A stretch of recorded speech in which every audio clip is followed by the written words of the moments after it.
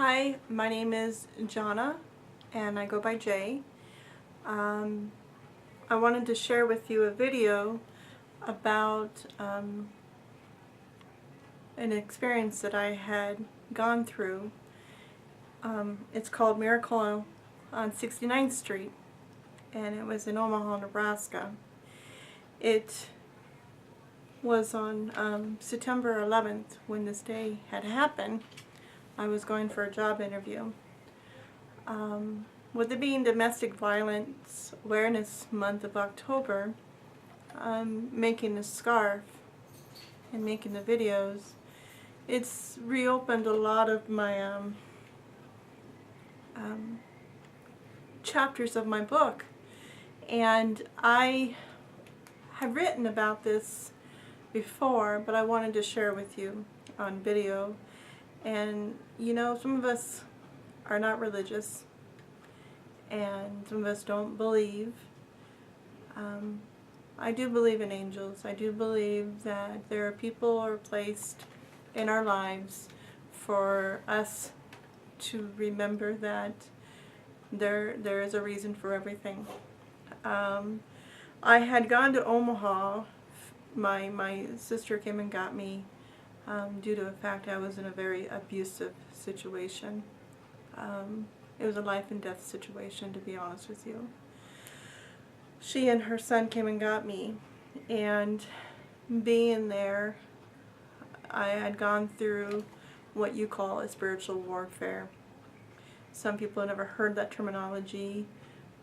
Some people put it in more of a paranormal situation, but it was a spiritual warfare within myself, fighting if God is really there for me. Of everything that I've gone through in my life, and why is He not here with me now? And I was questioning.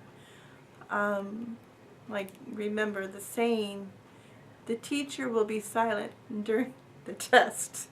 And he was quite silent. What had happened was I had a job interview to the children's hospital there in Omaha, and I didn't have a vehicle, and so I had to take the bus, and I had not taken the bus for 15 plus years, and I was scared. I didn't remember how to do it, not knowing how to do a transfer. I mean, it's been a long time. In the city of Omaha, it's much bigger than Wichita. I was pretty paranoid, but I had to do it. I was determined to do it. So I got the interview set up, and I checked on the internet to get the planning out and mapped it all out and got all organized, and I knew the exact spot I needed to go to. It was on 69th Street, and I think 69th and corner. And so I got it all figured out. I was going to do a dry run the day before, on the 10th, but I just didn't feel good. Something just, I was fighting something. That will be a different video. What was happening to me. So I called him up, got everything configured, everything was right. I had it down to the T. And so I got up the next day. It was September 11th. It was the memorial of what had happened in New York and the Pentagon and in Pennsylvania. And it was a sorrow day. But it was a new beginning for me. It was, you know, a new life. I was going to get this. So my interview was at 1, and I was at 8 o'clock in the morning, and I was going to catch the bus at 10 o'clock. So I was giving myself enough time just in case. I just was wanting to make sure I didn't want to miss this interview. So I had gotten ready, and I walked up to the bus stop there at the corner of 69th. I have a photo. It's out there, and it says 69th Street there in Omaha. If anyone knows Omaha, it's right off of 72nd Street and Ames. It's not really a safe area. If anyone knows that area, it's sort of dangerous. So I had walked up there. I was all dressed up, makeup, hair, you know, everything. Humidity was hot. Oh my goodness, I was dripping. So standing there, you know, I got there early enough to catch the bus, and I waited, and I waited, and I waited. Finally, a bus, like the metro bus system that picks up the elderly or the ones that are needing assistance or a call, they call on those. It drove by. So I thought, it's coming, it's coming. So this young man had came walking up on me. I go, is bus on schedule? Is there a situation with being 9/11? He goes, it should be coming any minute. Don't worry, your bus is coming. Okay. I go, okay. So I'm waiting and I'm waiting, and it's about an hour. Yes, I waited an hour. Something just wasn't right. I was getting discouraged. I was getting scared. I thought, okay, I gave them enough time. You know, maybe I need to call them up and figure out what's going on. Maybe there's a delay. Maybe there's an accident. And there's this woman that walks up. Came out of the blue. I was scared. I didn't know what to expect. And she asked me for $2 for a bus ticket. And to remind you, I had a $20 bill on me that a dear friend mailed me, Pam Belden. And then I had $4. Enough to do the round trip, to get the transfer. But I wanted not to break my 20, just in case. And not feeling comfortable, I made the comment, I'm really sorry, but I don't have any extra change. And she goes, no, not a problem, not a problem. She goes, what are you doing here? I go, I'm waiting for the bus. I have an interview at the Children's Hospital. And she goes, oh honey, you got to walk up that hill. Excuse me? Yeah, you need to walk up that hill. It's up on that hill.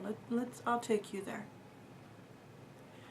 So I was about a half a mile to 3/4 a mile away from my location.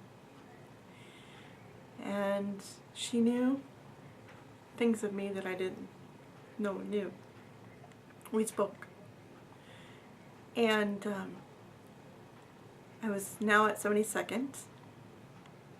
And I'm standing there, and I saw there were two buses coming up the road of 72nd. And I needed to go the other side of the street. And I said, I won't be able to catch it. I'll have to wait another 30 minutes. And she said, oh no, we'll make sure you catch this bus. I go, but I'm in the wrong spot.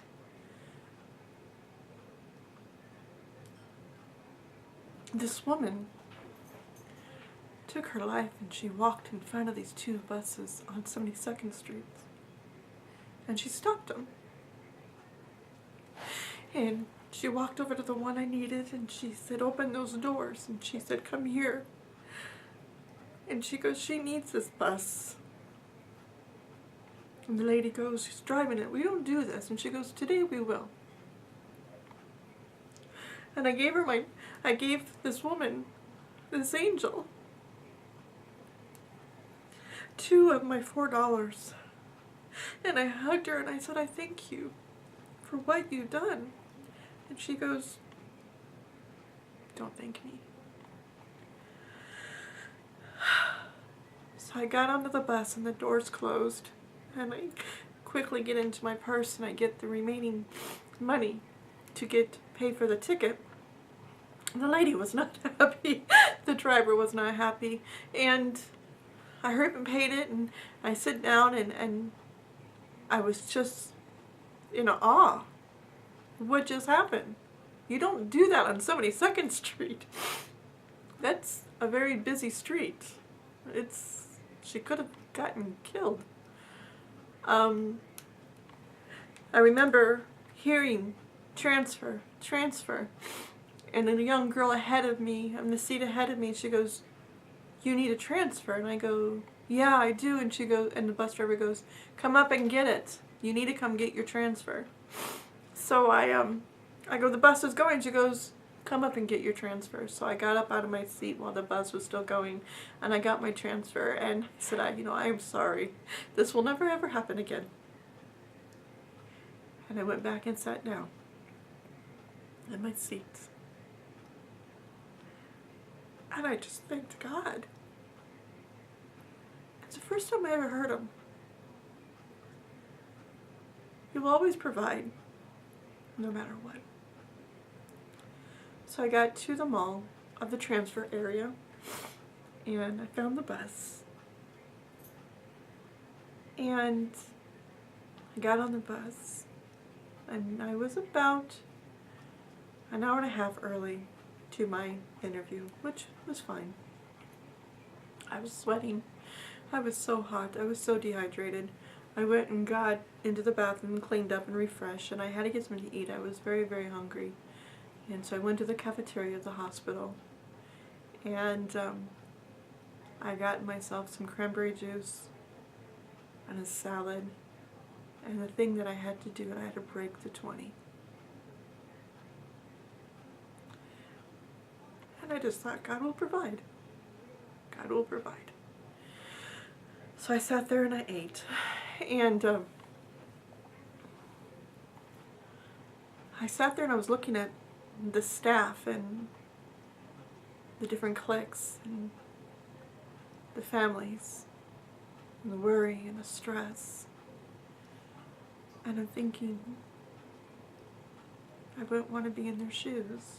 I wouldn't want to feel that anguish and stress, you know. And they're stronger than I was. So I had still time to burn. And so I got up and I walked around the beautiful building. It was gorgeous. And there was a gift shop. And I didn't want to buy anything. I couldn't buy anything. For the fact, you know, I have to be careful what the money I had to spend. You know, I had no way of getting any money. I had nothing. So I went into there and I was walking around and I found this inexpensive turquoise ring. Turquoise always reminded me of my father. And I looked down and I remember hearing the two women in the background when the volunteers are working there in the hospital gift shop. "Did you hear about Charles?" "Yeah, I heard about Charles." And they're just talking. My dad's name is Charles. I gave in and I bought the $1.25 for this ring. It's cheap. I still have that ring today. Many people were with me during that traumatic growing experience. I interviewed. I didn't get the job. And there's a reason for that. I'm here where I'm at today. Going back,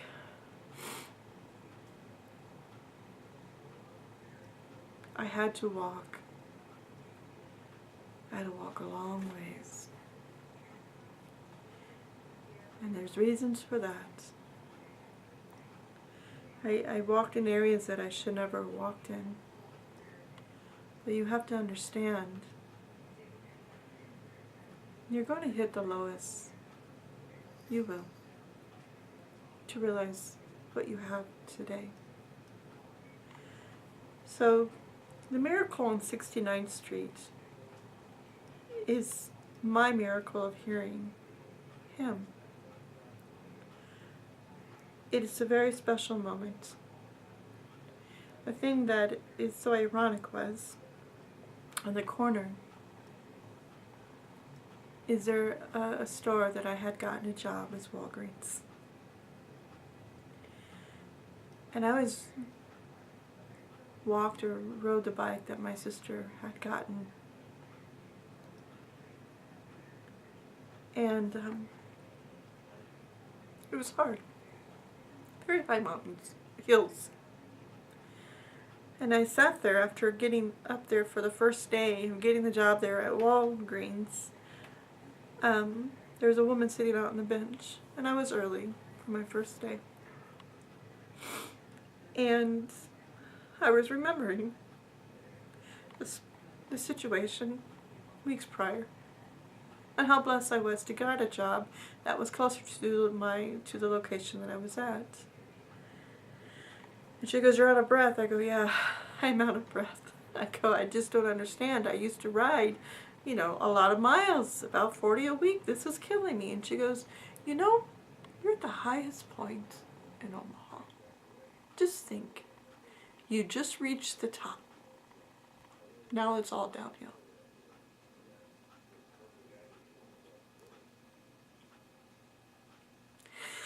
And that's the moment when I decided to come back to Wichita. I came back to the same ugliness, the horror, the fear. And the reason is I loved everything here. My children and my family don't know the horror that I went through. They don't want to know. And the thing is I had to face that because I know I had the Spirit within me to help me and guide me. And I want you to know, you too. You just have to believe. So I went back to Wichita. Not many people were happy what I was going back to. They didn't understand. It's not because I wanted to go back to that setting, is I had to go back to that setting to get myself to where I am today.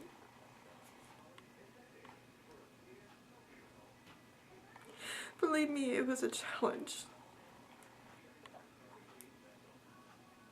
And I couldn't do it without the people in my life.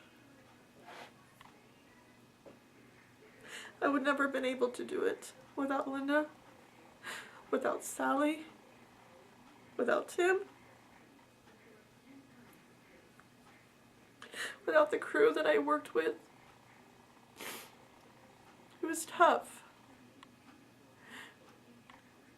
It was a horrific situation when you're dealing with a sociopath.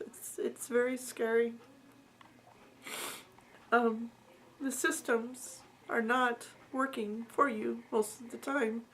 This whole protection order doesn't work. So today, I guess with all that happening, I had to learn who I was and knowing how strong I was and how much love I do deserve, and not to set myself up to be abused, to be accepted, not to look out and seek attention because I felt alone. Believe me, God will send someone in your life. I am very, very blessed to have Ramon Hernandez in my life. Ray is an amazing man. He is my friend. We're learning a lot. And that's the thing about it is that you might think, I'll never find anybody. You will. Just haven't reached the top yet. You're still going through that journey. So, I wanted to share that with you and make you understand that, it's tough being domestic violent. Awareness Month is rehashing a lot of memories, but it's a good thing because it makes me realize I did survive. I'm not a victim.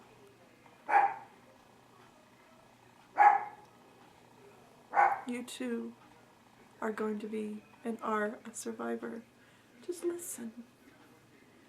He's there. I don't know what your faith is or what your religion or what your beliefs are. You gotta have something. And God is with me. So that's my story of Miracle on 69th Street. I thank you for listening. Not a lot of people know it. It's very raw with me still. I just want people to know to always believe you're beautiful and you're going to make a difference in this world, and you are. And I thank you, everybody who helped me